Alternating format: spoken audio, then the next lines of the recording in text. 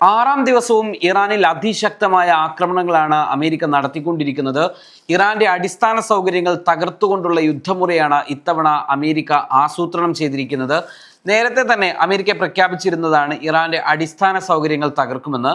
കാർക്ക് ദ്വീപ് പിടിച്ചെടുക്കുകയാണ് ഇത്തവണത്തെ അമേരിക്കൻ ലക്ഷ്യമെന്ന് പറയപ്പെടുമ്പോൾ ഇറാന്റെ അടിസ്ഥാന സൗകര്യങ്ങൾ തകർത്ത് ഇറാനെ പ്രതിരോധത്തിലാക്കുകയാണ് അമേരിക്ക ഇപ്പോൾ ചെയ്തുകൊണ്ടിരിക്കുന്ന ഒരു യുദ്ധതന്ത്രം.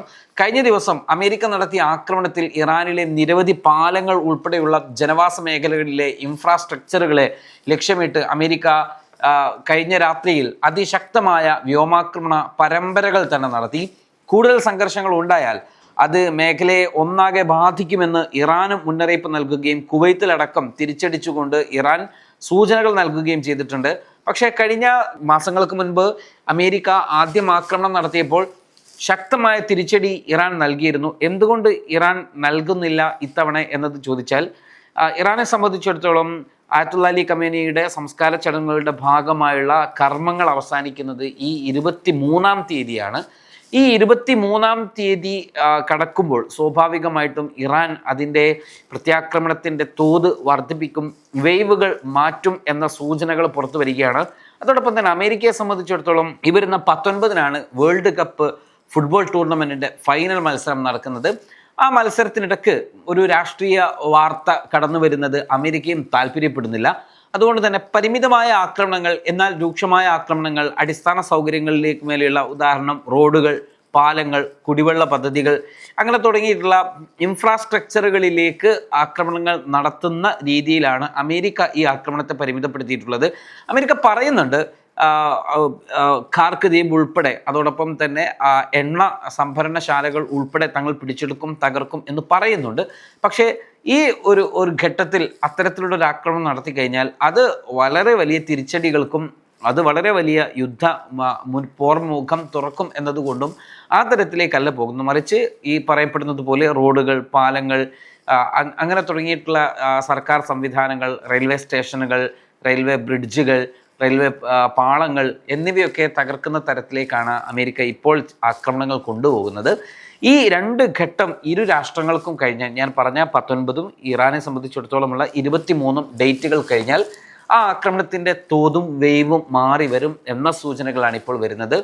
ഇപ്പോൾ നടത്തിക്കൊണ്ടിരിക്കുന്നത് ഇറാനിലെ പവർ പ്ലാന്റുകൾ, ഊർജ്ജ ഇൻഫ്രാസ്ട്രക്ചറുകൾ, പാലങ്ങൾ, റോഡുകൾ, അത്തരത്തിലുള്ള സർക്കാർ ഓഫീസുകൾ എന്നിവയിലേക്കൊക്കെയാണ് ബോംബാക്രമണം അമേരിക്ക ഇപ്പോൾ നടത്തിക്കൊണ്ടിരിക്കുന്നത്. ഇത് നേരത്തെ തന്നെ അമേരിക്കൻ പ്രസിഡന്റ് ഡൊണാൾഡ് ട്രംപ് ഭീഷണിപ്പെടുത്തുകയും പ്രഖ്യാപിക്കുകയും ചെയ്തതാണ്. ഇതേ തുടർന്നാണ് US സെൻട്രൽ കമാൻഡർ വ്യാഴാഴ്ച വൈകുന്നേരം തുടർച്ചയായിട്ടുള്ള 6-ാമത്തെ രാത്രിയിലെ ആക്രമണവും പ്രഖ്യാപിച്ചതും ആക്രമണം നടത്തിക്കൊണ്ടിരിക്കുന്നതും. എന്നാൽ ലക്ഷ്യമിട്ട കേന്ദ്രങ്ങൾ ഏതൊക്കെയാണ് എന്ന് അവർ ഇപ്പോഴും വെളിപ്പെടുത്തിയിട്ടില്ല. ഇറാനിലെ തെക്കൻ പ്രവിശ്യയായ ഹോർമാസ്ഗാനിലെ 5 പാലങ്ങളെ ലക്ഷ്യമിട്ടാണ് US-ന്റെ വ്യോമാക്രമണം നടന്നത് എന്ന് ഇറാൻ വ്യക്തമാക്കിയിട്ടുണ്ട്.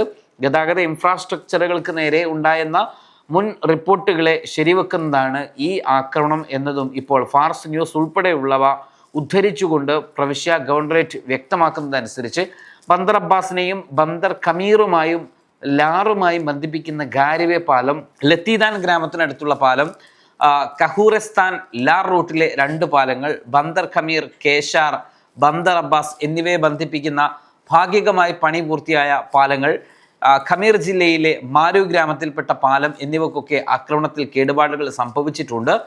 അമേരിക്കൻ മിസൈലുകൾ തെക്ക് കിഴക്കൻ ഇറാനിലെ ഇറാൻ ഷഹർ വിമാനത്താവളത്തിലും പതിച്ചതായുമുള്ള റിപ്പോർട്ടുകളുണ്ട്.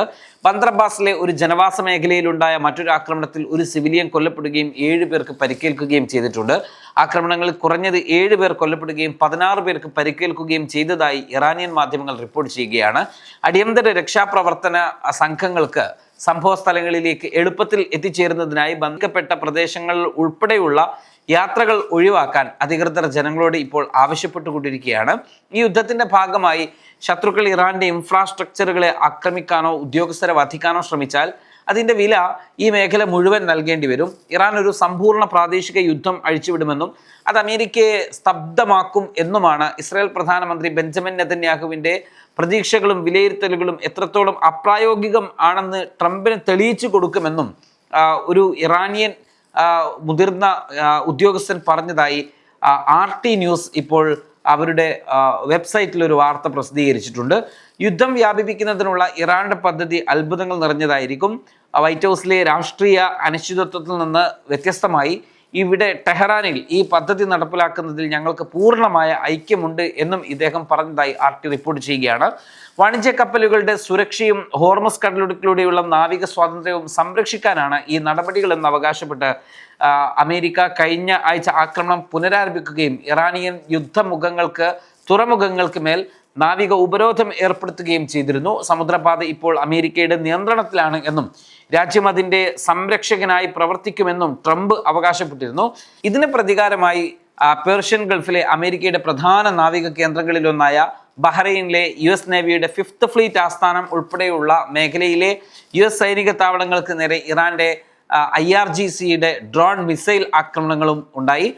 മേഖലയിലെ അമേരിക്കയുടെ നിയമവിരുദ്ധ സൈനിക ഇടപെടൽ അവസാനിപ്പിക്കുന്നതുവരെ ഈ കടലിടുക്ക് അടച്ചിട്ടതായി ടെഹ്റാൻ പൂർണ്ണമായും പ്രഖ്യാപിക്കുന്നു. ഈ മേഖലയിൽ നിന്നുള്ള എണ്ണവാതക കയറ്റുമതി പൂർണ്ണമായി തടസ്സപ്പെടുത്തിയേക്കുമെന്നും മുന്നറിയിപ്പ് നൽകി. അതേസമയം ഹൂത്തികളോട് ബാബൽ മന്ദബ് അടക്കാൻ ഇറാൻ നിർദ്ദേശിച്ചതായുള്ള അഭ്യൂഹവും പരന്നിട്ടുണ്ട്. ഇങ്ങനെ സംഭവിച്ചാൽ അത് യുദ്ധം മറ്റൊരു മേഖലയിലേക്ക് കൂടി മാറുന്നതായിരിക്കും ഇനിയുള്ള കാഴ്ചകൾ.